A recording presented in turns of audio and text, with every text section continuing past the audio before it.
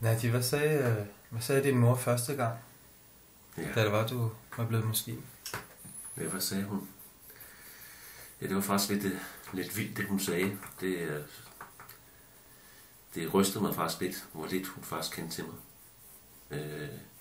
Jeg kan huske, da jeg kom hjem, og jeg vidste ikke rigtig, hvordan jeg skulle sige det til hende, fordi hun havde også lavet mad til mig.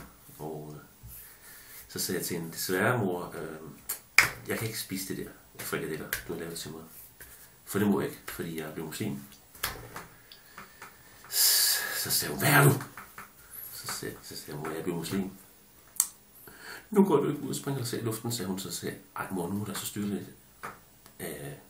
Kender du mig overhovedet? Altså, har jeg nogensinde skadet noget menneske? Har jeg nogensinde gjort noget og ønsket ondt for andre? Er jeg sådan en type? Det er dig, som har opdraget. Det er dig, som har gået op og ned af mig i næsten 30 år nu.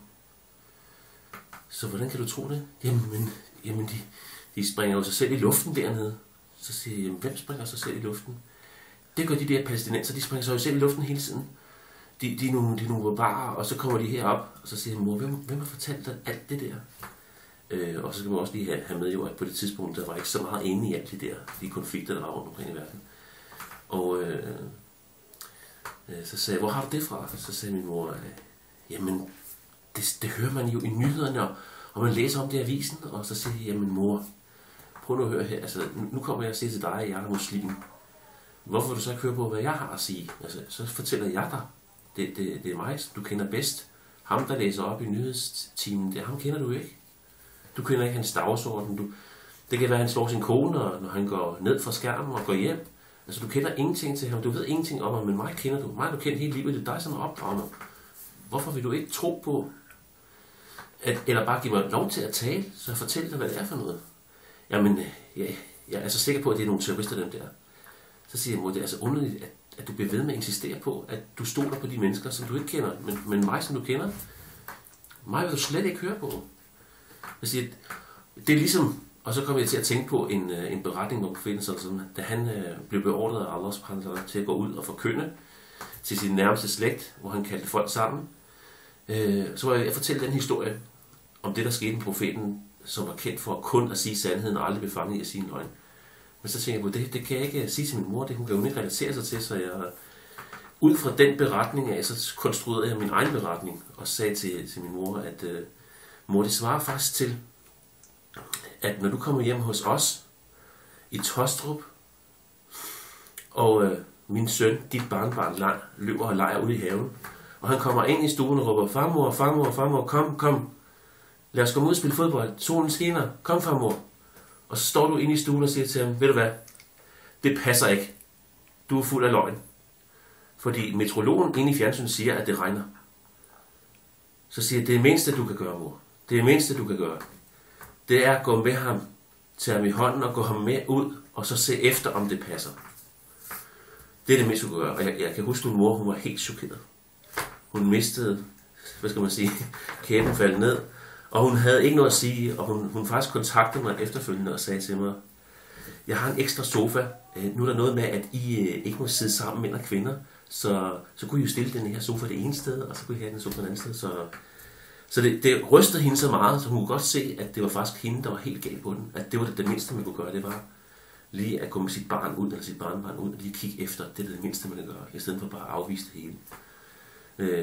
Og det er måske lidt ligesom det der, som jeg også møder fra mange andre, nu ikke kun min mor, men også mange andre, som ser på troende som værende naive folk, som har brug for at holde fast i et eller andet, har brug for at tro på noget.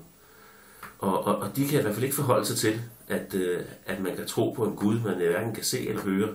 For dem så kan det ikke være mening, det er irrationelt jo. Og jeg plejer som regel også at sige til dem, fordi at ligesom med min mor, så er det fordi hun ikke rigtig tænkte dybere over tingene. Hun tog bare, hvad hun hørte, og så tog hun en holdning ud for det, uden at dykke dybere ned i det, specielt også, når jeg kommer som hendes søn og påpeger, sådan er det altså ikke, mor, eller sådan er jeg i hvert fald ikke. Så plejer jeg at sige til folk, jamen, hvad for en tro har du så? Så siger de, jamen, jeg tror på Big Bang og Darwins teori, og så siger jeg, jamen, hør det en gang her. Du siger til mig, at det giver ikke mening for dig, at jeg tror på Jeg tror på en almægtig skaber, som har skabt alting med visdom, med kraft og med viden og med organisering og det hele og det ene, og skabt systemer. Og du tror på en eksplosion, der har skabt alting. Så plejer jeg at sige til dem, har du set eksplosionen? Så siger de nej. Så siger jeg, har du hørt eksplosionen? De siger nej. Så siger jeg, kommer du til at høre eksplosionen? De siger nej. Så siger jeg, kommer du til at se eksplosionen? Aldrig. Nej. Så spørger jeg dig bare, hvem er det, der er virkelig naiv her? Jeg tror trods alt på noget, som er bevidst, som skaber noget, som organiserer noget, hvor du ved, at der intet på jorden er, som bliver organiseret via en eksplosion, og den spreder kun tingene fra hinanden. Så det er igen det med folk, de tænker sig ikke rigtigt om. De har bare lavet en eller anden konstruktion, som samfundet i en eller anden grad har konstrueret for dem.